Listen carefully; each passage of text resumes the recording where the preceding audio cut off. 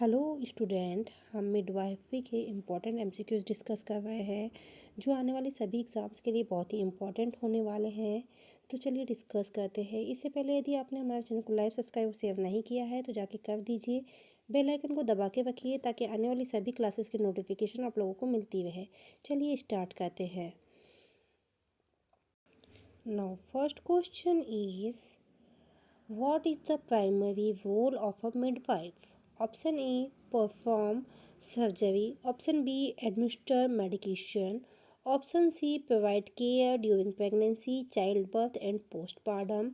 Option D, diagnose disease. Now right answer is option B, provide care during pregnancy and childbirth and postpartum। क्या है जो midwifery होती है, जो midwife का होता है प्राइमरी रोल क्या होता है यहाँ बोल रहा है। ठीक है, तो जो मिडवाइफ होता है उसका प्राइमरी रोल क्या होता है? केयर प्रोवाइड करना। किसके समय? प्रेगनेंसी के समय, चाइल्ड बर्थ के समय और पोस्टपार्टम के समय। ठीक है, midwife are turn to provide comprehensive care to pregnant women, assist during labour delivery and after postpartum support including the best feeding and family planning. Okay, तो मिडवाइफ का क्या क्या काम होता है? प्रेगनेंसी के समय में केयर प्रोवाइड करना, चाइल्ड बर्थ के समय में केयर प्रोवाइड करना, लेबर के समय में और पोस्टपार्टम समय में।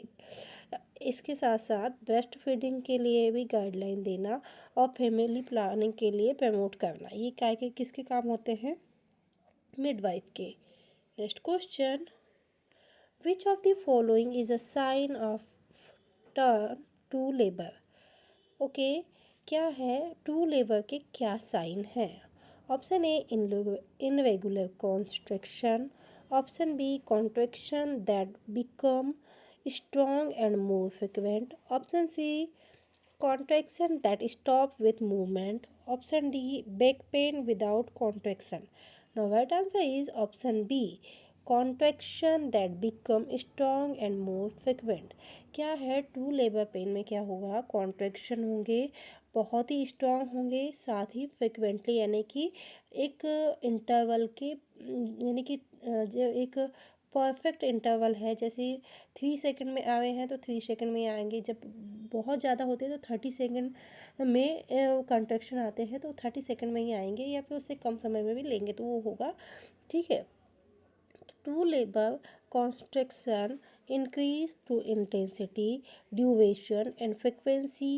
False labor pain, labor contraction may be stop with walking and changing of position। ठीक है, जो ट्रू लेवल में क्या होंगे, आप चाहे पोजीशन चेंज करो, चाहे आप कैसे भी पोजीशन में वो हो, या फिर आप चलो तो आपके कॉन्ट्रैक्शन चेंज नहीं होंगे। बट यदि फॉल्स लेबर पेन है तो क्या होंगे, आपके कॉन्ट्रैक्शन चलने से या फिर पोजीशन चेंज करने से बंद हो जाएंगे। ठीक है, now next question, what is the term for the first milk production after the child birth? क्या है जो चाइल्ड बर्थ के बाद में जो पहला मिल्क सिक्रेट होता है उसको क्या कहते हैं? Option A, colostrum. Option B, form milk. Option C, hind milk. Option D, transitional milk. No right answer is colostrum. Okay, colostrum is the first milk produce after the child birth which antibiotic and nutrition to product a new nourishment of the newborn। ठीक है, क्या है colostrum? क्या है, जब child birth के बाद में फर्स्ट टाइम जब मिल्क सिक्रीट होता है उसको कोलेस्ट्रम कहते हैं। और उसमें क्या होगा, हाई एंटीबायोटिक होगी जो क्या करेगा, मैंने कि बच्चे को इन्फेक्शन से प्रिवेंट करने का भी, प्रोटेक्शन भी देने का काम करेगा और नरिशमेंट भी देने का काम करेगा। Now next question, at what stage of the pregnancy does fetal movement typically being to be felt by the mother? Option A, 10 to 12 week. Option B, 16 to 20 weeks. Option C, 24 to 28 week. Option D, 30 to 32 week. Now right answer is 16 to 20 week। क्या है, most women begin to feel fetal movement known as the quickening, okay, between 16 to 20 week of the pregnancy. क्या होगा, जो quickening है, क्या quickening किसको कहते हैं? सबसे पहली बात, जो मदर है उसको पहला मोमेंट जब बेबी का फील होगा, that is called quickening. Okay, यहाँ तक आपको समझ में आया कि क्विकनिंग है क्या? कि माँ को यदि पहला मोमेंट बच्चे का पता चलता है उसको क्विकनिंग कहते हैं। लेकिन ये कब पता चलता है? 16 से 20 वीक की प्रेगनेंसी पर ही पता चलेगा, उसके पहले नहीं पता चलता। Okay, now next question, which of the following is the most common cause of postpartum hemorrhage? Option A, uterine atony. Option B, uterine placenta. Option C, genital tract trauma. Option D, congenital disorder. Now right answer is uterine atony. Uterine atony, lack of uterine muscle tone, is the most common cause of postpartum hemorrhage, leading inadequate constriction of the uterus after delivery. ठीक है, क्या होगा, जो uterine atony की वजह से क्या होगा, पोस्टपार्टम हेमरेज देखने को मिलेगा। ठीक है, next question, which of the following is an early sign of pre eclampsia? Option A, high blood pressure. Option B, increase fetal movement. Option C, excessive thirst. Option D, increased appetite. Now right answer is high blood pressure. जो pre eclampsia का patient है, obviously जब बात हो रही है sign की pre eclampsia की, तो प्री एक्लेम्सिया का साइन क्या है? High blood pressure, characterize by the high blood pressure. और उसके साथ में आपको क्या देखने को मिलेगा? Proteinuria. ठीक है, कब? 20 वीक, आफ्टर 20 वीक की प्रेगनेंसी पे। Next question, what is the term for a baby that is born before 37 week of gestation? Option A, preterm. Option B, full term. Option C, postterm. Option D, late preterm. Now right answer is preterm. Okay, क्या है question, क्या कह रहा है कि 37 week की पहले की प्रेगनेंसी में डिलीवरी होती है तो उस बेबी को क्या बोलेंगे? तो उसको बोलेंगे प्रीटर्म बेबी। प्रीटर्म बेबी कब कहलाता है? जब 37 वीक पूरा जेस्टेशन कंप्लीट हो जाता है तो वो क्या कहलाएगा? Full term baby. लेकिन यदि उसके पहले बेबी हो जाता है तो वो क्या कहलाता है? Preterm baby. और इससे क्या होगा, इसके कॉम्प्लिकेशन क्या होंगे कि जो प्रीटर्म बेबी है वो हाई रिस्क बेबी भी कहलाएगा। ठीक है, और इसमें कॉम्प्लिकेशन ज़्यादा होंगी, बच्चे को इन्फेक्शन लगने के चांसेस रहेंगे और अदर प्रॉब्लम्स भी आएगी। Next question, which of the following is an indication for the caesarean section? Option A, breech presentation. Option B, full dilatation. Option C, early labour. Option D, normal fetal heart rate. क्या है, जो किस लिए हम लोग caesarean section करते हैं? तो देख लेते हैं। Now right answer is breech presentation. यदि ब्रिज प्रेजेंटेशन है तो क्या होगा? When the baby presents with the feet and buttocks first. क्या होगा? प्रेजेंटेशन में ब्रिज प्रेजेंटेशन दिखेगा। ब्रिज प्रेजेंटेशन में क्या होता है कि बेबी के बटक्स और फीट पहले आते हैं, तो उस कंडीशन में हम सिजेरियन सेक्शन करते हैं। उसमें क्या होगा कि वेजाइनल डिलीवरी पॉसिबल नहीं है। Next question, what does the Apgar score assist? Option A, fetal growth. Option B, newborn physical condition after birth. Option C, maternal recovery. Option D, labour progression. Now right answer is newborn physical condition after birth. Option A, sorry, explanation is the Apgar score is the cube perform on the newborn 1 to 5 minutes after the birth, assessing the heart rate and respiration, muscles, reflex, response, color. तो अबगाव score है क्या? अबगाव score हम से कब तक check करते हैं? 1 minute से 5 मिनट तक। इसमें हम क्या क्या चेक करते हैं? Respiration, muscle tone, reflex, response and colour. Now next question, which hormone is preliminary responsible for the onset for labour? Option A, progesterone. Option B, estrogen. Option C, oxytocin. Option D, prolactin. Now right answer is क्या है? Labour के लिए कौन सा hormone responsible होता है, तो वो है ऑक्सीटोसिन। क्या है, जब हम लेबर होता है उस समय कौन सा, हम सिंटो के नाम से एक इंजेक्शन देते हैं, ऑक्सीटोसिन उसमें हार्मोन कंटेन होता है। तो ऑक्सीटोसिन क्या करता है, को स्टिमुलेट करता है यूट्राइन कॉन्ट्रैक्शन को स्टिमुलेट करता है और क्या करेगा, इसेंशियल प्रोग्रेस करेगा। ठीक है, तो कौन सा हार्मोन हुआ, oxytocin. Now next question, which of the following is the common complication of the postpartum pregnancy? Postpartum pregnancy. Option A, in interuterine growth retardation. Option B, shoulder dystocia. Option C, placental insufficiency. Option D, preterm labor.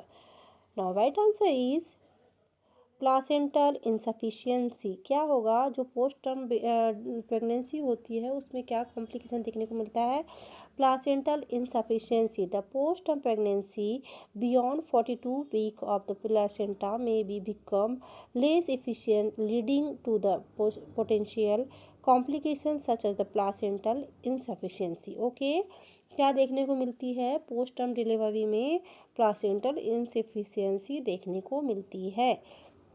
Now next question, what is the primary function of amniotic fluid? ठीक है, amniotic fluid होता है, उसका primary function क्या है। Option A, provide nutrition to the fetus. Option B, protect the fetus from injury. Option C, help in fetal movement. Option D, maintain fetal temperature. Now right answer is protect the fetus from the injury. ठीक है, क्या देखने को मिलेगा, protect the fetus from the injury. Amniotic fluid such as the causing or protect fetus to external pressure trauma also provide the median for the fetal movement. ठीक है, क्या है, amniotic fluid का काम क्या है, fetus को प्रोटेक्ट करना इंजरी और ट्रोमा से। Next question, what is the term for the first stage of labor? Option A, expulsive phase. Option B, latent phase. Option C, active phase. Option C, dilation phase. Now right answer is dilation phase. The first stage for the labor for dilation phase involves the cervix opening from 0 to 10 centimetre, prepare for the delivery. Okay, क्या है, dilation phase में क्या होगा, 1 से 10 centimetre तक cervix का dilatation होगा। क्या है, इसमें प्रिपरेशन होता है डिलीवरी के लिए सर्विक्स का। Okay, now next question, what is the most method of pain relief using during labour? ठीक है, ड्यूरिंग लेबर के समय में पेन रिलीफ करने के लिए कौन सी मेथड यूज़ की जाती है। Option A, epidural anaesthesia. Option B, general anaesthesia. Option C, intravenous narcotics. Narcotics. Option D, nitrous oxide. Now right answer is epidural anesthesia. Epidural anesthesia is the most common used to pain relief method during the labor, provide effective pain relief without affecting the mother ability and participate in the delivery. Okay, क्या देंगे हम, epidural anesthesia. Now next question, what is the primary risk for a prolonged labor? Option A, uterine rupture. Option B, fetal distress. Option C, postpartum hemorrhage. Option D, infection. Now right answer is fetal distress. Okay, prolong labour होगा तो उसमें क्या देखने को मिलेगा हमको, कि कहना चाहिए फीटल डिस्ट्रेस देखने को मिलेगा। यदि लेबर के समय में ड्यूरेशन ज़्यादा होगा, प्रोलॉन्ग लेबर होगा, तो हमको क्या देखने को मिलेगा, फीटल डिस्ट्रेस। क्यों देखने को मिलेगा, क्योंकि रिड्यूस ऑफ ऑक्सीजन सप्लाई में to required intervention such as the cesarean section. Okay, next question, what is the term for the delivery that occur before 20 week of gestation? Okay, जो 20 week of gestation के पहले क्या होगा, delivery हो जाएगी, वो क्या कहलाता है। Option A, miscarriage. Option B, stillbirth. Option C preterm labour, option D ectopic pregnancy. Now right answer is miscarriage. ठीक है, आपको पता है कि जो मिसकैरेज है 20 वीक के पहले जितने भी कहना चाहिए डिलीवरी हो जाती है उसको मिसकैरेज कहते हैं। और 37 वीक के पहले यदि डिलीवरी होती है तो उसको हम क्या बोलेंगे, प्रीटर्म लेबर। 37 वीक से लेकर 40 तक होती है तो हम क्या बोलेंगे, फुल टर्म लेबर। और यदि 41 के बाद में होती है तो हम क्या बोलेंगे, पोस्ट टर्म। ओके, ये सारे टर्म हैं जो आप लोगों को याद होने चाहिए। Now next question, what is the following is sign of postpartum infection. Okay, postpartum infection के क्या साइन है? Option A elevated blood pressure, option B abdominal pain with fever, option C decrease uterine output, option D increase energy level. Now right answer is abdominal pain with fever. Okay, यदि हम आपको पता है कि यदि हमारे शरीर में कहीं पे भी इन्फेक्शन होगा तो सिंपल सी बात है, हमें फीवर आएगा, हमारी बॉडी रिस्पॉन्स करेगी और हमें फीवर आएगा। तो एक साइन है, यहाँ पे क्या पूछा है आपको, साइन पूछा है। तो साइन में क्या है, एब्डोमिनल पेन भी है क्योंकि वो भी हमको पेशेंट बताएगा, और फीवर भी है वो भी हमको देखने को मिलेगा तो वो भी पेशेंट बताएगा। तो हमको यहाँ पे साइन पूछा है, तो साइन क्या है इन्फेक्शन का, क्या है, फीवर और एब्डोमिनल पेन, क्या है, पोस्टपार्टम इन्फेक्शन का। ठीक है, next question, what is the primary cause of gestational diabetes? Option A lack of insulin production, option B insulin resistance due to the pregnancy hormone, option C excessive weight gain during pregnancy, option D pre extension diabetes. ठीक है, primary cause क्या है gestational diabetes का, तो चलिए देख लेते हैं। Insulin resistance due to the pregnancy, जो जेस्टेशनल डायबिटीज़ होती है उसमें क्या होता है कि hormone change during the pregnancy increase the insulin resistance leading the high blood glucose level. Okay, समझ में आया आप लोगों को? क्या होगा जब हम प्रेगनेंसी होती है तो नॉर्मली हमारे हार्मोन चेंज होते हैं जिस वजह से क्या होता है कि इंसुलिन रेसिस्टेंस लीड करता है क्या, हाई ब्लड ग्लूकोज लेवल को। Next question, what is the most position for the baby at term? क्या है, बेबी के 8 टर्म पे कौन सी पोजीशन मोस्ट ऑफ दी होती है? Option A bridge, option B transverse, option C cephalic, option D shoulder. Now right answer is cephalic. Cephalic position जो होती है वो मोस्ट ऑफ दी देखने को मिलती है, it is a normal position. ठीक है, the cephalic presentation is the baby head presented enter in the birth canal first.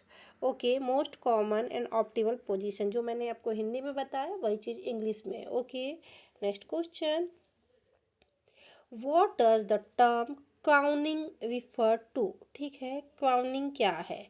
Option A when the cervix reach full dilatation, option B when the baby had become visible at the vaginal open, option see when the placenta is deliver, option D when the umbilical cord cut।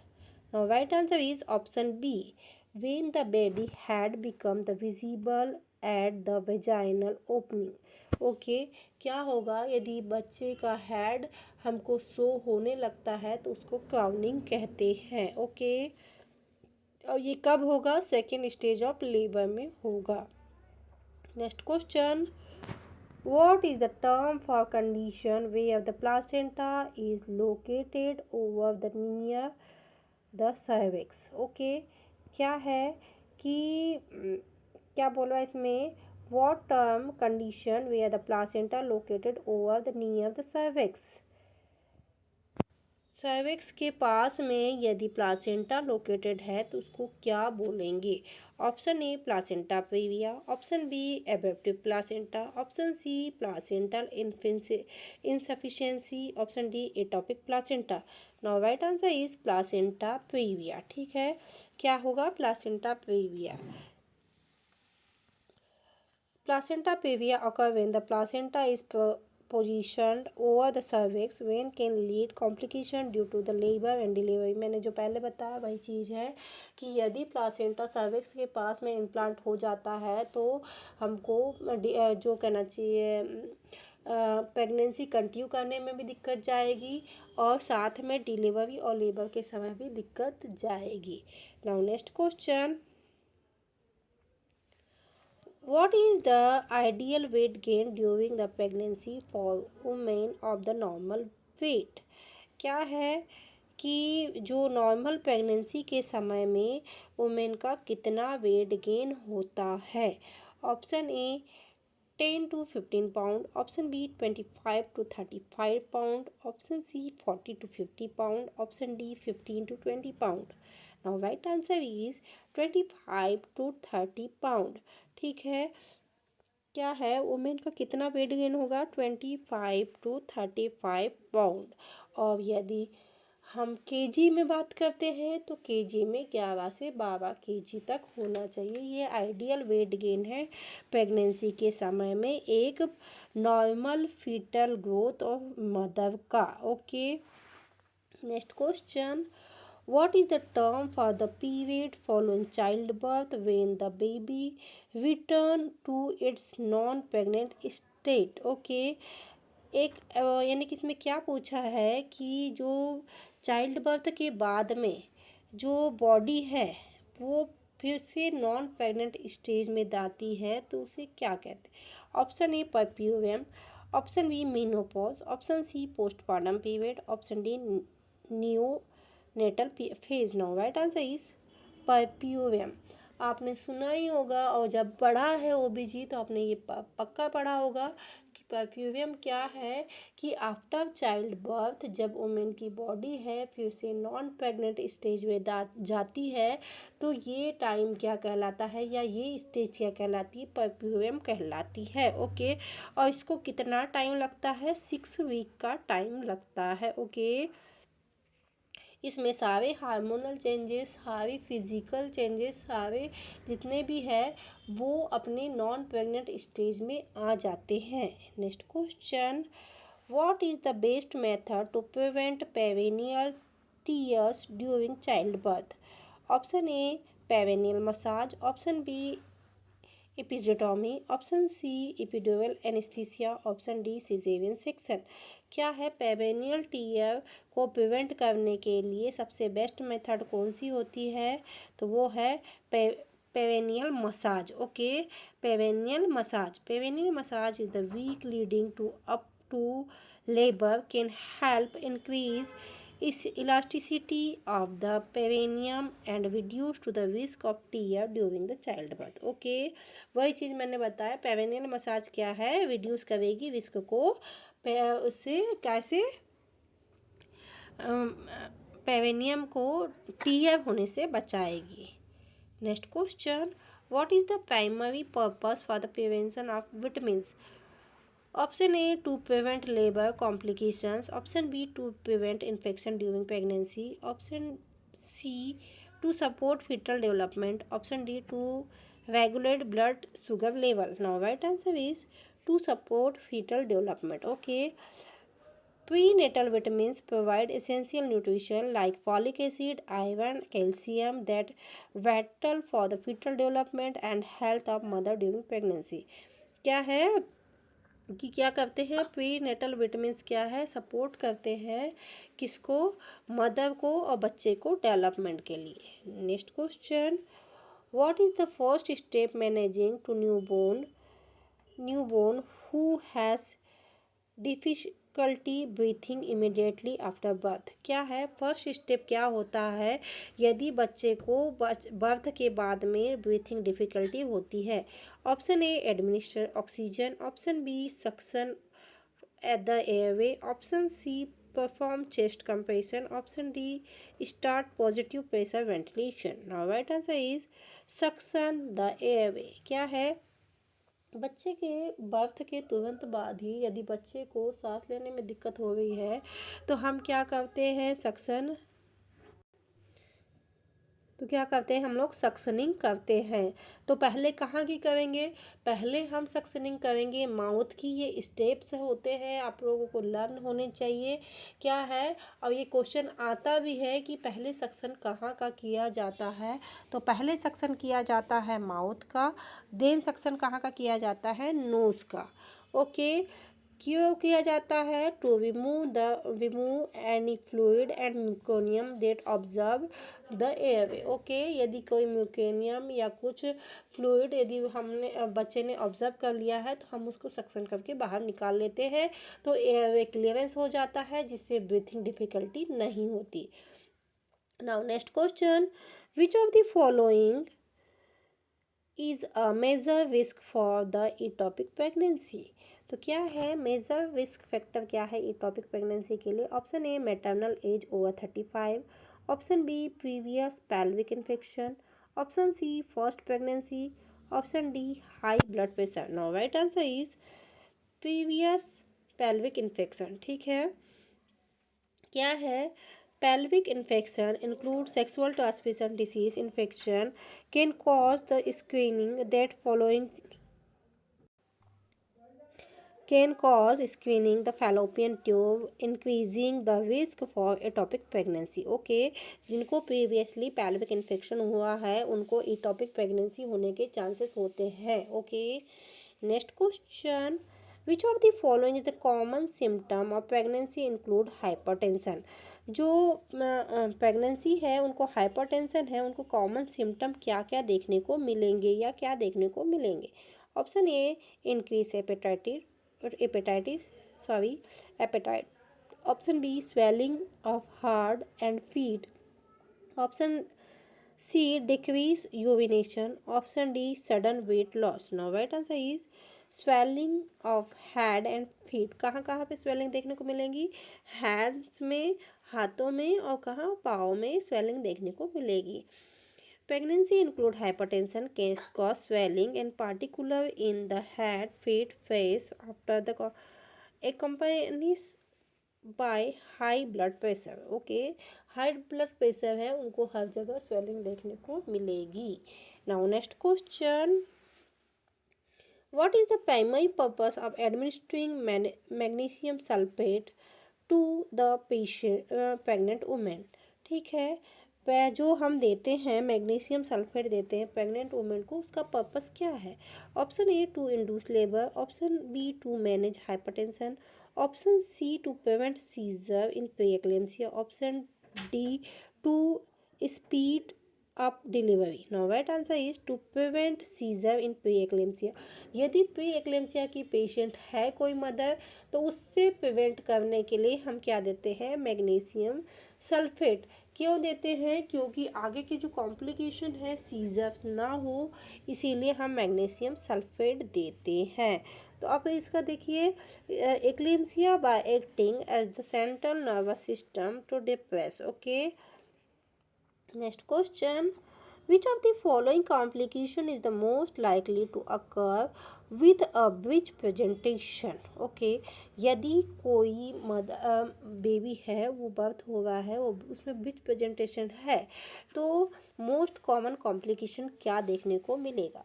Option A shoulder dystocia, option B umbilical cord prolapse, option C caesarean section, option D placental abruption. Now right answer is umbilical cord presentation. Okay, यदि breech presentation है तो आपको क्या देखने को मिलेगा, सबसे पहले कौन सा, बटक्स देखने को मिलेंगे और फीट देखने को मिलेगा।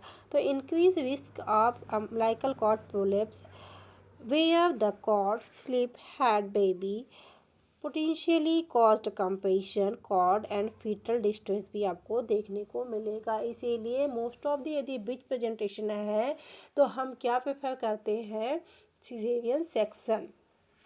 सो स्टूडेंट, ये थे 30 MCQ जो हमने बहुत ही इम्पोर्टेंट मिडवाइफरी और गायनेकोलॉजी से लिए थे। अभी इसकी क्लासेस बहुत ही लंबी चलने वाली है, सो आप प्लीज़ हमारी क्लासेस में बने रहिए ताकि हम ऐसे ही इन्फॉर्मेटिव क्लास आप तक प्रोवाइड करवा सके। यदि आपको हमारी क्लासेस अच्छी लगती है तो लाइक, सब्सक्राइब और शेयर जरूर करें। बेल आइकन को दबा के रखिए ताकि आने वाली सभी क्लासेस की नोटिफिकेशन आप लोगों को मिलती रहे।